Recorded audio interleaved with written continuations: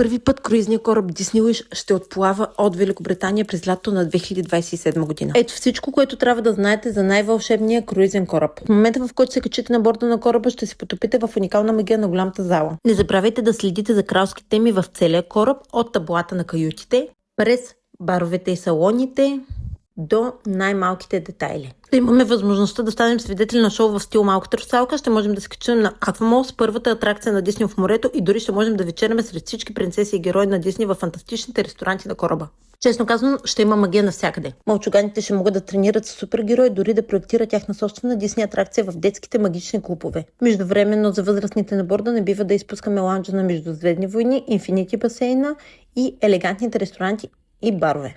Популярните 3, 4, 5 звездни европейски плавания са вече в продажба. Не бива да пропускате тази възможност да изпитате магията на Дисни в Великобритания през лято на 2027 година. Ако искаш да научаваш за други такива места и да пътуваш до топ дестинация ефтино и изгодно, последвай ме!